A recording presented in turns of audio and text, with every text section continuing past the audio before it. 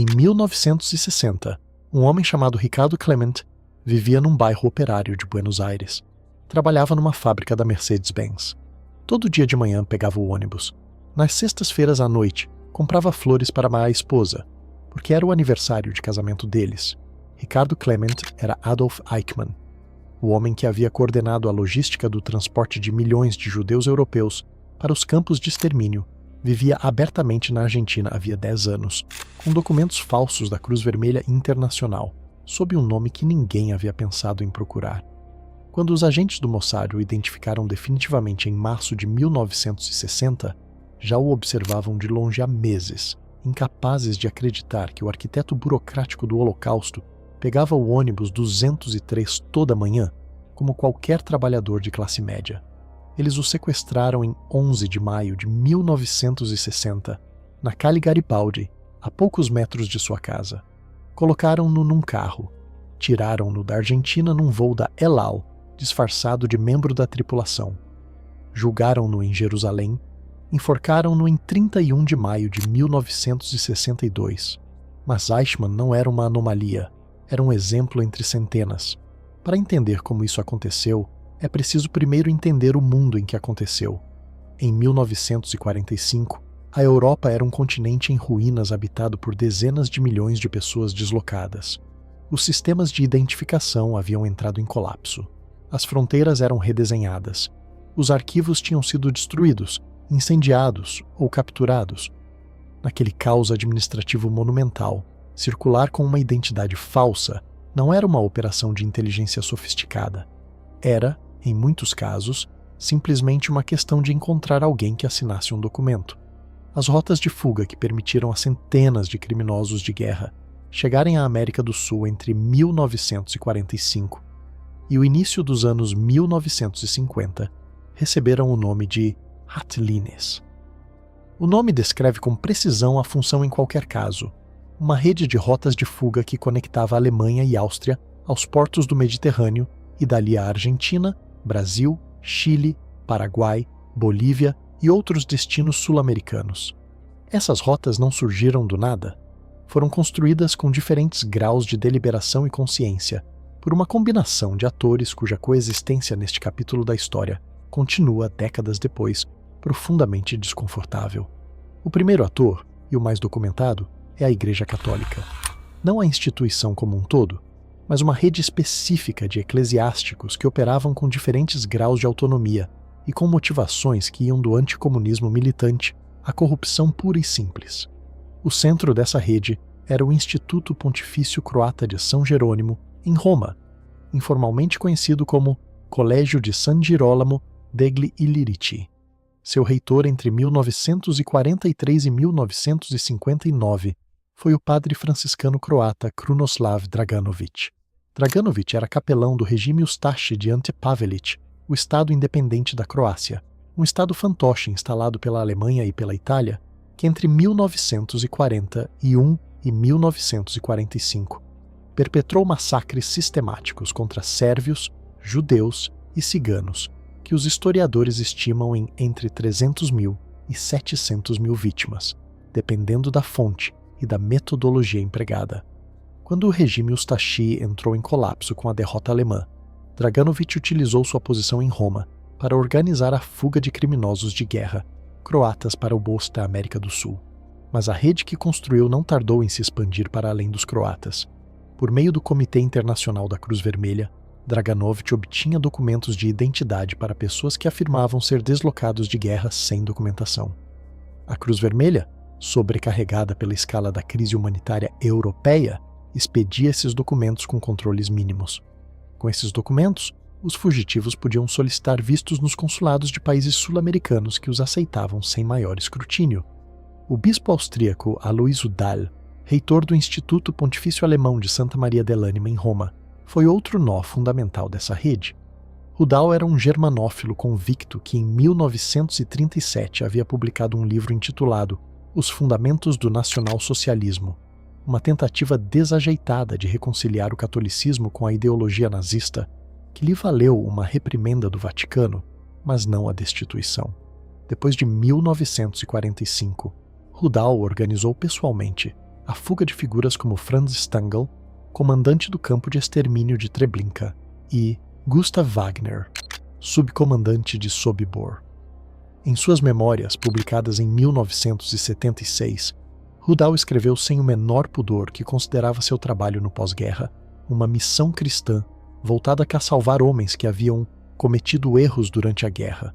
Franz Stangl, sob cujo comando foram assassinadas aproximadamente 900.000 pessoas em Treblinka, recebeu documentos de viagem da Cruz Vermelha em nome de Paul Franz Stangl, um erro de transcrição que ninguém corrigiu, e chegou ao Brasil em 1951. Trabalhou durante anos numa fábrica da Volkswagen em São Paulo.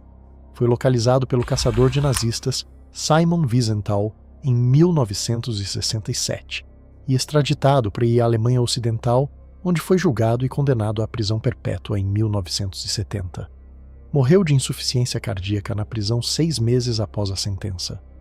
O segundo ator é o que mais desconforto gerou historicamente nos debates posteriores: os serviços de inteligência ocidentais, e em particular a CIA e suas antecessoras institucionais. Ao término da guerra, Estados Unidos e União Soviética começaram imediatamente a competição que definiria os 40 anos seguintes, a Guerra Fria. Neste contexto, os conhecimentos técnicos e de inteligência acumulados pelo aparato de segurança nazista adquiriram valor estratégico imediato para ambos os lados.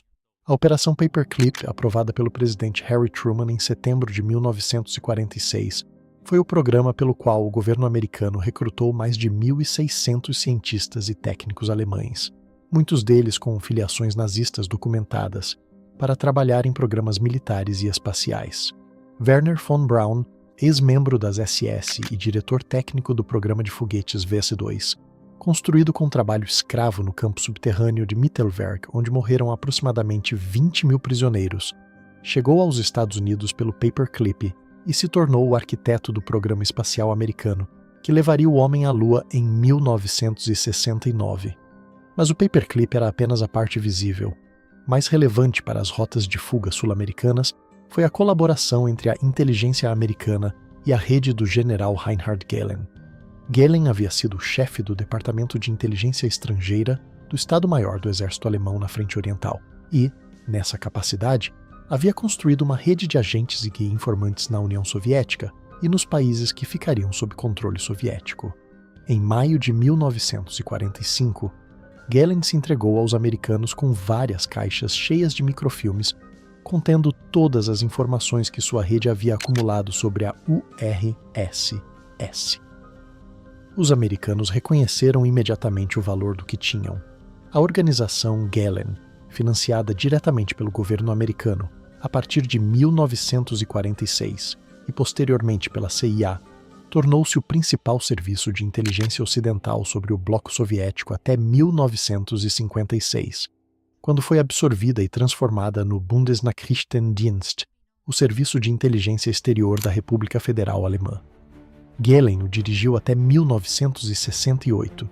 A consequência direta foi que numerosos ex-membros das SS e da Gestapo, que trabalhavam para Gehlen, receberam proteção operacional que, na prática, os tornava intocáveis para as autoridades aliadas de desnazificação. Alguns deles usaram essa proteção como trampolim para as rotas de fuga sul-americanas. O historiador Timothy Naftali, que estudou os arquivos desclassificados da CIA sobre esse período, documentou casos em que agentes de inteligência americanos facilitaram documentação ou transporte para pessoas cujos antecedentes criminosos eram conhecidos, com o argumento de que seu valor como fontes de inteligência sobre o bloco soviético tinha prioridade. Klaus Barbie é o caso mais documentado nesse sentido. Barbie havia sido chefe da Gestapo em Lyon, onde foi responsável pela tortura e deportação de milhares de pessoas, incluindo a prisão e deportação para Auschwitz do líder da resistência judaica Jean Moulin, que morreu sob tortura em julho de 1943. Após a guerra, Barbie foi recrutado pelo Corpo de Contra-Inteligência do Exército Americano, o CIC, como informante sobre redes comunistas na Alemanha. Quando as autoridades francesas começaram a procurá-lo ativamente em 1950, os próprios agentes do CIC o ajudaram a cruzar para ir à Itália e dali para a Bolívia, onde viveu sob o nome de Klaus Altmann até 1971. O governo americano não reconheceu oficialmente seu papel na fuga de Barbie até 1983, quando o Departamento de Justiça publicou um relatório confirmando os fatos e oferecendo desculpas formais ao governo francês. O terceiro ator é o que mais frequentemente é omitido nos relatos populares sobre as rotas de fuga: os governos da América do Sul e, em particular, o de Juan Domingo Perón na Argentina. A Argentina recebeu entre 1945 e 1955 o maior número de criminosos de guerra nazistas que chegaram a qualquer país do mundo. As estimativas variam, mas os historiadores Uki Goni, cujo livro A Verdadeira Odessa é o estudo mais rigoroso publicado até hoje sobre o tema, e Ronald Newton calculam que entre 5.000 e 10.000 pessoas com algum nível de envolvimento no regime nazista chegaram à Argentina durante esse período, das quais várias centenas tinham responsabilidade direta por crimes de guerra documentados. Perón não era nazista no sentido ideológico estrito. Era um nacionalista populista com simpatias pelo modelo corporativista europeu que havia admirado durante sua estadia na Itália nos anos 1930, mas tinha motivações concretas para receber os fugitivos europeus. A primeira era econômica. A Argentina precisava de técnicos qualificados para seu programa de industrialização. Muitos dos alemães que chegavam traziam conhecimentos de engenharia, química, aviação e tecnologia armamentista que o governo argentino considerava valiosos. O programa nuclear argentino do pós-guerra, por exemplo, foi dirigido durante anos pelo físico austríaco Ronald Richter, cujo passado nazista era conhecido e cuja relação com Perón terminou em escândalo, quando se descobriu que ele havia estado enganando o governo argentino, prometendo resultados de fusão nuclear que eram cientificamente impossíveis com a tecnologia da época. A segunda motivação era geopolítica. Perón buscava posicionar a Argentina como uma terceira via entre o capitalismo anglo-americano e o comunismo soviético, e receber alemães que os aliados procuravam era uma forma de afirmar independência soberana diante das potências vencedoras. A terceira era mais direta. A rede de colaboradores que organizou a chegada dos fugitivos alemães à Argentina estava diretamente vinculada aos serviços de inteligência do governo peronista. O principal coordenador foi Carlos Fuldner, um argentino de origem alemã que havia servido nas SS, com a patente de Hauptsturmführer, equivalente a capitão. Fuldner viajou à Europa em 1948 em missão oficial do governo argentino e coordenou com Draganovich e com redes de exilados alemães na Espanha, e em Portugal, a transferência sistemática de fugitivos para Buenos Aires. A Espanha, sob Francisco Franco, foi outro nó fundamental na rede. Madrid e Barcelona abrigaram numerosos ex-membros do regime nazista em trânsito, com a aquiescência explícita do regime franquista, que compartilhava com eles o anticomunismo como denominador comum e que também tinha dívidas de gratidão para com a Alemanha nazista pelo apoio recebido durante a Guerra Civil. Adolf Eichmann chegou à Argentina em julho de 1950, depois de passar 5 anos vivendo clandestinamente em diferentes pontos da Alemanha e da Áustria sob o nome de Otto Henninger. Tinha documentos de viagem da Cruz Vermelha expedidos em nome de Ricardo Clement, de nacionalidade italiana, profissão mecânico. Ninguém verificou nenhum dado. Em Buenos Aires, Eichmann viveu primeiro em Tucumã, onde trabalhou numa fazenda de coelhos angorá. Depois se mudou para uma capital, onde encontrou trabalho primeiro numa empresa de engenharia hidráulica e depois na fábrica da Mercedes-Benz em González Catán. Trouxe a família da Áustria em 1952. Moravam no bairro de Olivos, depois em São Fernando. Seus filhos iam à escola. Sua esposa comprava no mercado do bairro. Durante anos, Eichmann se moveu com relativa liberdade dentro da comunidade germanófona de Buenos Aires, que era extensa e incluía tanto alemães sem qualquer conexão com o nazismo, quanto exilados que sabiam perfeitamente quem eram seus vizinhos e não diziam nada. Participou de reuniões de círculos de exilados alemães.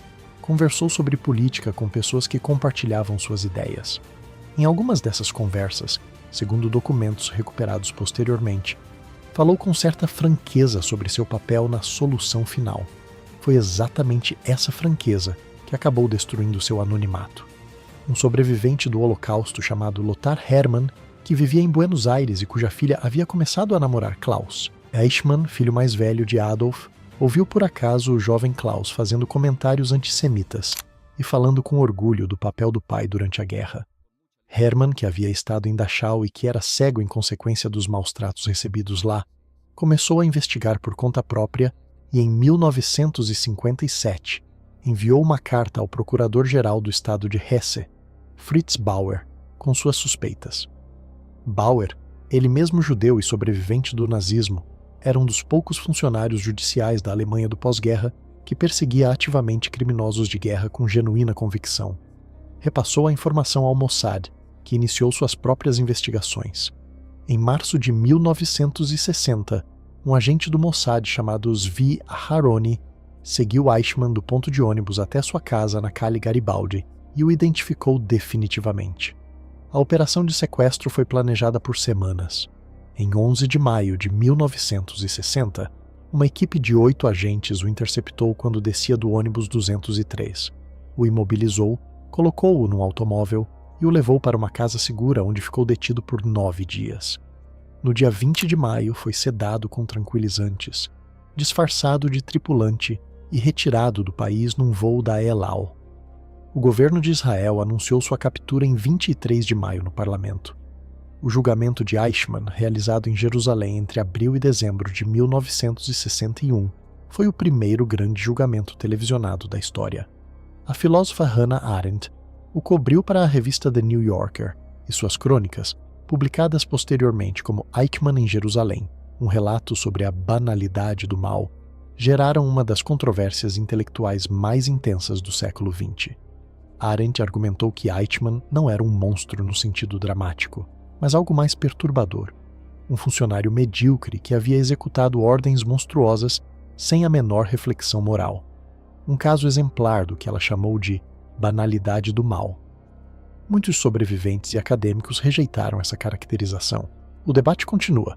Eichmann foi declarado culpado de crimes contra a humanidade, crimes de guerra e crimes contra o povo judeu. Foi enforcado em 31 de maio de 1962 na prisão de Ramla. Suas cinzas foram espalhadas no mar Mediterrâneo, fora das águas israelenses, para que não houvesse nenhum lugar onde seu túmulo pudesse se tornar ponto de peregrinação. Joseph Mengele chegou à Argentina em 1949, também com documentos da Cruz Vermelha, também sob nome falso, Helmut Gregor. Em Buenos Aires viveu durante vários anos com relativa comodidade. Frequentou círculos da comunidade alemã e chegou a obter documentação argentina em seu nome real, o que sugere que as autoridades argentinas da época exerciam, no mínimo, uma tolerância ativa diante de sua presença. Mengele havia sido médico em Auschwitz-Birkenau, onde realizou experimentos médicos em prisioneiros, principalmente gêmeos e pessoas com características físicas incomuns, em condições de brutalidade sistemática. Seus experimentos não tinham valor científico reconhecível, eram torturas com pretensão acadêmica. Estima-se que entre 400.000 e 600.000 pessoas foram enviadas diretamente às câmaras de gás por seu gesto de seleção na plataforma de Auschwitz. Quando o Mossad capturou Eichmann em 1960, Mengele ainda estava em Buenos Aires. Foi alertado por seus contatos dentro da comunidade alemã e fugiu para o Paraguai, onde o ditador Alfredo Stroessner, ele mesmo de ascendência alemã, lhe havia concedido a cidadania paraguaia em 1959 sob seu nome real.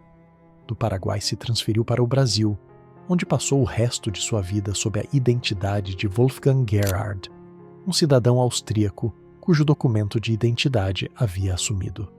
Por mais de 20 anos, Mengele viveu no Brasil protegido por uma família de agricultores alemães, os Bossert, e anteriormente pela família Gama, que o conhecia pelo nome de Pedro.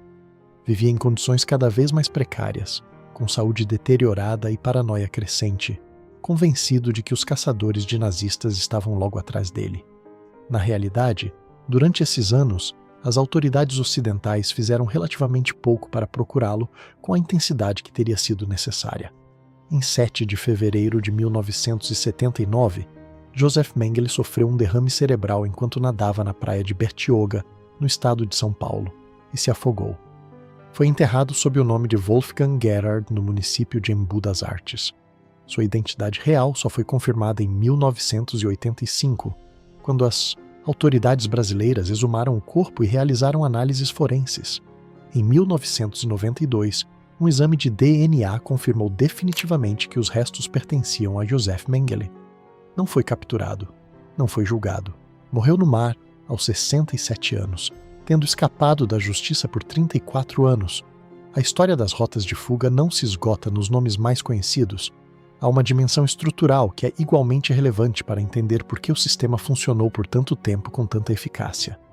Entre os fugitivos que chegaram à América do Sul estavam também Walter Hauff, o engenheiro das SS, que desenvolveu as caminhonetes de gás utilizadas no Holocausto e que se estabeleceu no Chile, onde viveu abertamente sob seu nome real até sua morte em 1984, amparado por uma decisão do Supremo Tribunal chileno que rejeitou sua extradição para a Alemanha Ocidental em 1963 por prescrição do delito. Eduard Hochmann, conhecido como o Açougueiro de Riga, por sua responsabilidade nos massacres do gueto de Riga, viveu na Argentina por anos e fugiu para o Paraguai em 1977, quando foi identificado. Morreu lá de infarto semanas depois. Aribert Heim, médico no campo de concentração de Mauthausen, cujas ações foram descritas por sobreviventes com uma brutalidade que desafia a descrição clínica, foi procurado por décadas. Os investigadores acreditavam que ele estivesse na Argentina ou na Espanha. Em 2009, documentos encontrados no Cairo revelaram que Heim havia vivido no Egito sob o nome de Tarek Farid Hussein, convertido ao islamismo, e havia morrido lá em 1992. Cada um desses casos ilustra um aspecto diferente do mesmo problema: a ausência de vontade política sustentada para processar criminosos de guerra durante as primeiras décadas do pós-guerra. A República Federal da Alemanha, ocupada em se reconstruir e em se integrar à ordem ocidental da Guerra Fria, processou um número de criminosos de guerra que os historiadores descrevem sistematicamente como irrisório em relação à magnitude dos crimes cometidos. Muitos ex-membros das SS e da Gestapo reingressaram sem problemas no serviço público, na magistratura e nas forças de segurança alemãs durante os anos 1950. O processo de desnazificação foi, na prática, interrompido muito antes de ter sido concluído. O Centro de Documentação de Ludwigsburg, estabelecido em 1958 para coordenar as investigações sobre crimes do nazismo na Alemanha Ocidental, foi durante anos a única instituição que perseguia ativamente esses crimes e operava com recursos limitados e com a hostilidade passiva de uma parte significativa do aparato judicial alemão, cujos próprios membros tinham, em alguns casos, históricos que preferiam não examinar. Simon Wiesenthal é o nome mais associado popularmente à busca de criminosos de guerra nazistas, e sua história merece ser contada com precisão, pois a versão popular tende a simplificá-la de maneiras que distorcem tanto suas realizações quanto seus limites. Wiesenthal nasceu em 1908 em Buczach, uma cidade que então pertencia ao Império Austro-Húngaro e que hoje faz parte da Ucrânia. Sobreviveu ao Holocausto, no qual perdeu 89 membros de sua família. Após a libertação, trabalhou brevemente para o Serviço de Contra-Inteligência do Exército Americano antes de fundar em 1947 o Centro de Documentação Judaica em Linz, Áustria, que mais tarde se transferiria para Viena. Por quase 5 décadas, Wiesenthal acumulou informações sobre o paradeiro de criminosos de guerra nazistas e as colocou à disposição dos governos e instituições que estivessem dispostos a agir. Sua lista de êxitos inclui contribuições para a localização de Eichmann, Franz Stengel e Karl Silberbauer, o oficial das SS que havia prendido Anne Frank. Também teve falhas notáveis. Sua busca por Mengele produziu dados que em várias ocasiões apontavam em direções erradas, e a investigação posterior sugeriu que algumas de suas fontes não eram confiáveis. O que Wiesenthal representou não foi tanto uma eficácia operacional perfeita, quanto uma pressão moral sustentada num momento em que essa pressão era politicamente inconveniente. Seus livros, suas palestras e suas aparições públicas mantiveram vivo o debate sobre a impunidade dos criminosos de guerra, num período em que a maioria dos governos ocidentais preferia virar a página. Nesse sentido, sua contribuição mais importante não foi a captura de nenhum criminoso específico, mas a impossibilidade de esquecer que eles existiam. O Centro Simon Wiesenthal, estabelecido em Los Angeles em 1977 com seu nome, embora sem sua direção direta, continua operando hoje e publica anualmente uma lista dos criminosos de guerra mais procurados. Em 2024, A maior parte dos casos nessa lista corresponde a pessoas nascidas nas décadas de 1920 e 1930, o que significa que os últimos sobreviventes do sistema que cometeu esses crimes estão morrendo de velhice. A janela judicial está se fechando. Quantos chegaram exatamente? A resposta honesta é que não sabemos com precisão e provavelmente nunca saberemos. As estimativas mais conservadoras, baseadas nos arquivos de inteligência desclassificados e nos registros migratórios dos países receptores que foram estudados sistematicamente, falam de entre 800 e 1.500 pessoas com responsabilidades diretas em crimes de guerra documentados que chegaram à América do Sul entre 1945 e 1955. As estimativas mais amplas, que incluem membros do aparato nazista sem responsabilidades criminais diretas documentadas, mas com filiações comprometedoras, elevam esse número a vários milhares. A Argentina foi o destino principal, o Brasil, o segundo. Chile, Paraguai e Bolívia receberam números menores, mas significativos. Em todos os casos, a acolhida foi possível pela combinação dos mesmos fatores: documentação falsa facilitada por redes eclesiásticas, aquiescência ou colaboração ativa dos serviços de inteligência ocidentais em alguns casos, e vontade política dos governos receptores de não fazer perguntas. O que é mais difícil de quantificar e talvez mais importante de compreender é a proporção desses criminosos que foram efetivamente levados à justiça. A resposta é desalentadora: uma minoria pequena. A maioria morreu de velhice em países que nunca os procuraram a sério, sob nomes que ninguém verificou.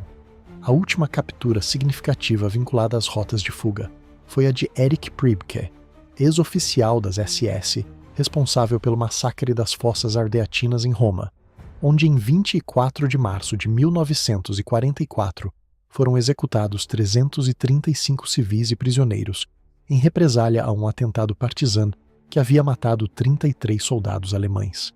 Priebke havia chegado à Argentina em 1948 e vivido por décadas na cidade patagônica de Bariloche, onde foi diretor da escola alemã, membro ativo da comunidade local e dono de um açougue. Ninguém o havia procurado ativamente por 48 anos. Em 1994, o jornalista americano Sam Donaldson o entrevistou em Bariloche para o programa ABC News. Priebke admitiu sua identidade e sua participação no massacre sem o menor sinal de arrependimento. A entrevista foi ao ar em abril de 1994. O governo argentino ordenou sua prisão no dia seguinte. Priebke foi extraditado para a Itália em 1995 e julgado em Roma. O processo foi extraordinariamente prolongado e polêmico. O primeiro tribunal o absolveu por prescrição em 1996, o que gerou distúrbios em frente ao Palácio de Justiça. A decisão foi anulada e ele foi condenado definitivamente à prisão perpétua em 1998, embora pela sua idade e estado de saúde a pena tenha sido convertida em prisão domiciliar. Morreu em Roma em 11 de outubro de 2013, aos 100 anos, sem ter expressado arrependimento em nenhuma de suas declarações públicas. Tinha 17 anos quando a Primeira Guerra Mundial terminou e 46 quando a Segunda terminou. Viveu mais 68 anos. As hotlines não foram o resultado de uma única conspiração centralizada.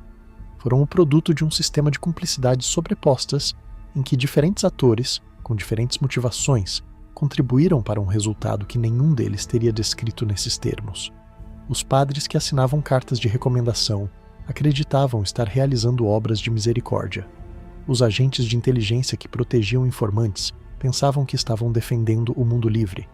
Os governos que expediam vistos sem verificação acreditavam estar exercendo soberania. O resultado foi que homens responsáveis por alguns dos crimes mais documentados da história do século XX viveram vidas normais, em bairros normais, em cidades normais, por décadas. Compravam flores para suas esposas nas sextas-feiras à noite. Pegavam o ônibus 203. Viram seus filhos crescer. E boa parte do mundo, por muito tempo, preferiu não olhar de perto demais. Essa preferência tem um nome. Não é ignorância. É escolha. E é talvez a lição mais incômoda que este capítulo deixa, que a impunidade não requer conspiração.